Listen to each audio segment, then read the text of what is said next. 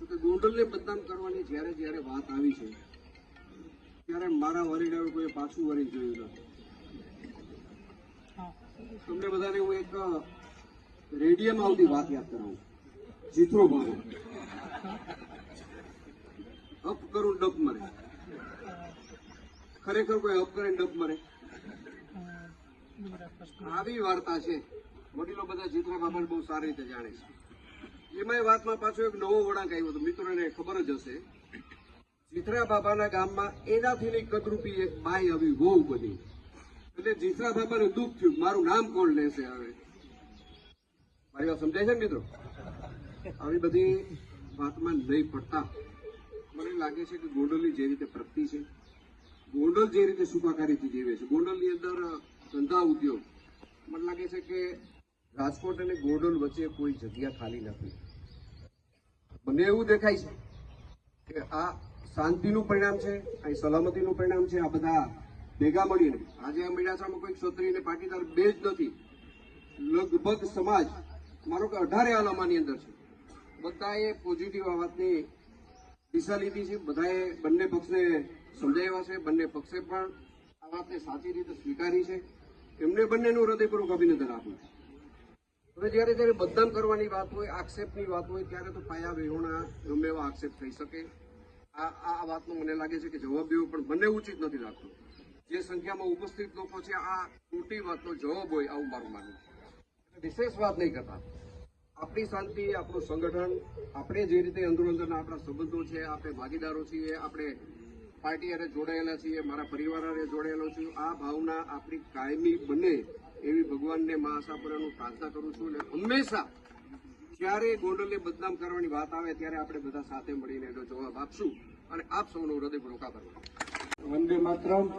લગભગ છેલ્લા 4-5 દિવસથી જે રીતે ગોંડલને બદનામ કરવામાં આવી રહ્યું છે, જે રીતે સમગ્ર સૌરાષ્ટ્રને બહાર બેઠેલા લોકો જે રીતે ગોંડલને અલગ નજરથી જોવે છે, જે લોકો ગોંડલને મિર્ઝાપુર તરીકે સંબોધે છે, એવા આવારા તત્વોને, એવા ટપોરીઓને અહીંથી ગોંડલના 18 વર્ષના લોકો તરફથી ને ગોંડલના યુવાન તરીકે એવા ટપોરીઓને હું જવાબ આપું છું કે ભાઈ ગોંડલ ગોકુળિયું ગોંડલ છે, સર ભગવતસિંહનું ગોંડલ છે, અને ગોંડલની અંદર તમામ સમાજના લોકો, 18 વર્ષના લોકો એક થઈ અને રહે છે. ભવિષ્યમાં પણ ગોંડલની અંદર કોઈ પણ જાતના જ્ઞાતિ જાતિના વાળાઓ છે નહીં. ગોંડલ ટીમ ગોંડલ તરીકે ભૂતકાળમાં કામ કર્યું છે. ભવિષ્યની અંદર પણ ગોંડલના પટેલ સમાજના વડીલો, ક્ષત્રિય સમાજના વડીલો, 18 વર્ષના લોકો સાથે રહી અને મજબૂતાઈથી ગોંડલની અંદર રહેવાના છે. એની ગોંડલના દીકરા તરીકે આપ સૌને હું ખાતરી આપું છું.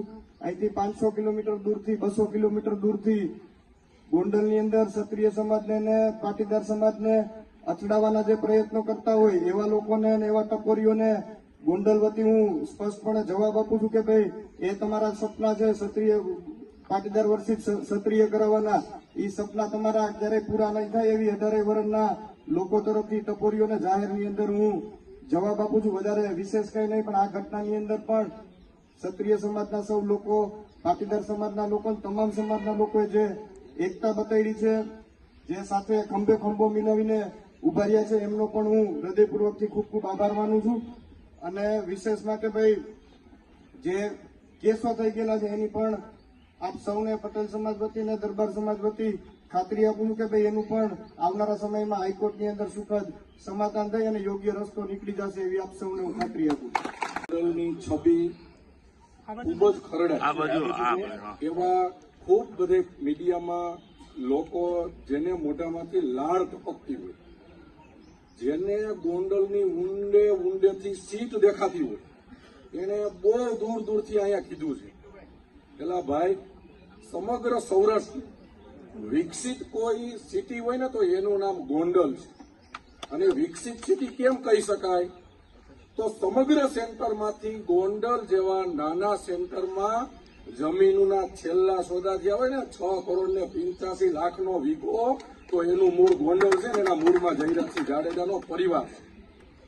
એટલે જેને હું આ વાત એટલા માટે કરું છું કે પટેલ તરીકે જયારે બનાવ બન્યો ત્યારે મને બહારથી ફોન ચાલુ થયા કે વિધાનસભામાં તમારો મોકો છે, તમે આમાં કૂદી પડજો. એલા ભાઈ કૂદી નથી પડવું.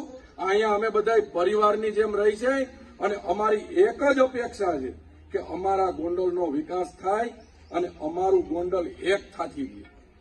અને એક વાત બહારના લોકોને કહું છું, ગોંડલના લોકોને ખબર છે કે પાટીદાર અને ક્ષત્રિયો વચ્ચે આ ગોંડલમાં જયારે રૈયા બાપા ભાખર દેરડીથી ગોંડલ આવ્યા ને ત્યારે ક્ષત્રિય ભાગ ઉભાજી અને સહકારે પણ ભેગા રહ્યા ને ત્યારથી અમારા સમાજો વચ્ચે સંબંધ છે. અને અત્યારે જ્યાં લોકો બેઠા ને એમાં ક્ષત્રિય સમાજ, અન્ય સમાજ અને પાટીદાર સમાજ ગૂંથાઈને બેઠા છે. એટલે બહાર કોઈએ એવું વિચારવાનું નથી કે અહીંયા વિવાદ છે, અને બહાર કોઈએ એવું વિચારવાનું નથી કે પાટીદારોને અહીં તકલીફ છે. આ વાત હું પાટીદાર તરીકે એટલે કહું છું કે 7,000ની વોટિંગ વાળો ક્ષત્રિય સમાજ છે, 1,40,000 પટેલ સમાજના વોટ છે, એમાંથી હું આવું છું. જો જયરાજસિંહ જાડેજા પાટીદાર સમાજ સામે હોય ને તો અલ્પેશ ઢોરલિયાનું નેતા તરીકે ઉદ્ભવ ન થવા દે. અને મારું ઉદ્ભવ એને કરાવ્યું છે. શું કામ? બીજો કોઈ નેતા હોય તો ન થવા દે.